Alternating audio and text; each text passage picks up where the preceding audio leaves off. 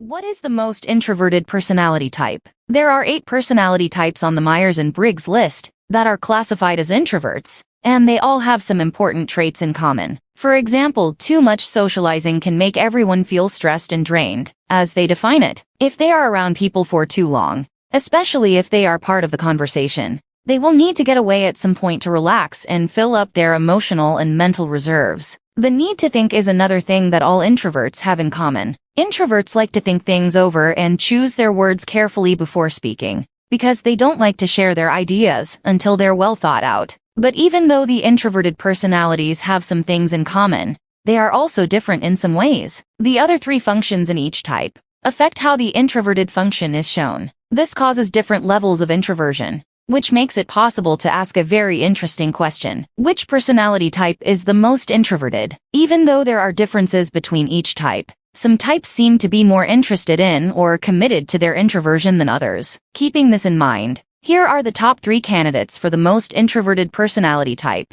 Candidate number 1, the INFP. The INFP is so sensitive and creative that being alone comes naturally to them. The introversion is fine-tuned by their intuitive, feeling, and perceiving functions, which give them an integrated set of personality traits that steer them toward a commitment to quiet reflection and a deep focus on themselves. A big part of the INFP's introversion comes from the fact that they are creative, whether it's through art, music, poetry, fiction and nonfiction writing, stage performance, or a mix of these things. The INFP has an inner dialogue with reality, in which they try to understand it, interact with it, and change it in unique and insightful ways. They are troubled by their own and other people's pain, and they use their creative minds to try to figure out what causes it, and how to fix it in a way that everyone can understand. Because they rely on their imaginations to solve problems, they are always drawn inward and to quiet places where they can work on their ideas without being interrupted. INFPs are often thought of as the most introverted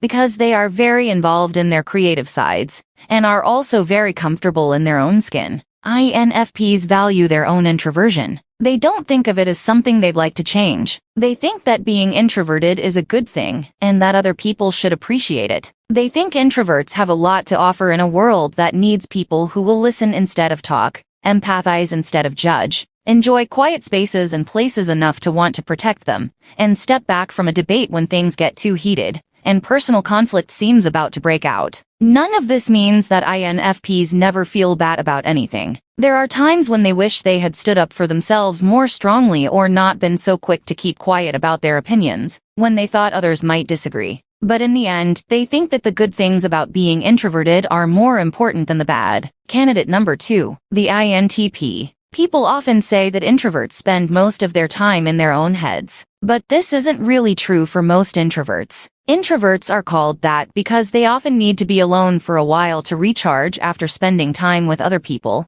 or to calm down and relax after being in a loud, busy, or happy place for too long. Still, the INTP is a type of introvert who spends a lot of time in their own head. For the INTP, having a focus on themselves isn't just a preference. It's a must if they want to analyze events in a logical, complex, and multi-layered way. From their point of view, it is very important that they focus on this approach, which is the only one they believe will give them useful information. The INTP always wants to know things like, why did this happen? Where is all of this going? What should we do next? They are some of the most thoughtful and analytical people, and because they are true introverts, they do all their hard work in their own minds. They don't solve problems by talking about them a lot like extroverts do. Instead, they'll only join a conversation if they feel ready to offer a good solution or a deep analysis. INTPs are aware that they choose to spend a lot of time apart from other people. They may try to leave their self-imposed, intellectually driven exile every once in a while, but these introverted thinkers can't spend too much time in a social setting before they feel a strong need to get away for a while and think about what they've heard or been told. Introversion is actually a good trait for INTPs, who only do well when they have a lot of time to think about every angle of a problem or complex situation. Candidate number 3, ISTP. Someone told you about an introverted person whose biggest dream is to get off the grid, build a log cabin in the woods, and live there for the rest of their lives, enjoying the peace and quiet while living off the land. You would have a good chance of being right if you guessed that person was an ISTP. It's not that ISTPs like to be alone. They just love a challenge because it gives them a chance to show how well they can come up with new ideas and plans on their own. They are independent in both what they do and how they feel, and they do best when they can run their own lives and make their own choices. ISTPs don't feel separate from other people, but they do feel the need to carve out their own unique paths. This can put some distance between them and their friends, which can be hard on their relationships. The ISTP,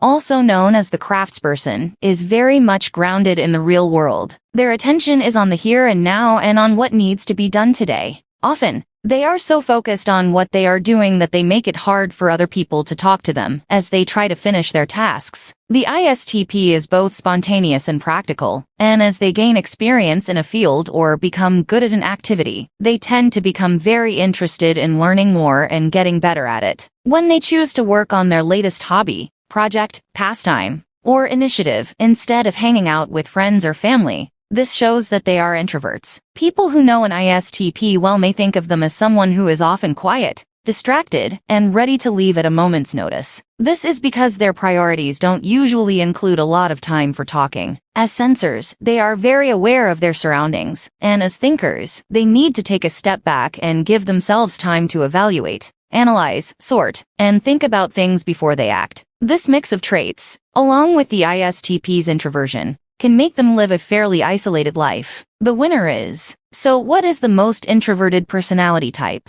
In reality, there is no clear answer to this question, or at least not one that everyone will be happy with. One person's social interactions might make them think that the INFP is the most introverted personality type, while another person might know an INTP, who is the most introverted person they've ever met. And people who do self-evaluations may think their personality type is the most introverted, even if they aren't an INFP, INTP, or ISTP. Most likely, the best thing that can be said is that the INFP, INTP, or ISTP makes the best case for being the most introverted personality type. Some people might not be convinced, but in this kind of discussion, it will always be impossible to get everyone to agree on everything. Thank you for watching. If you enjoyed the video, please give it a like, share, and subscribe to our channel.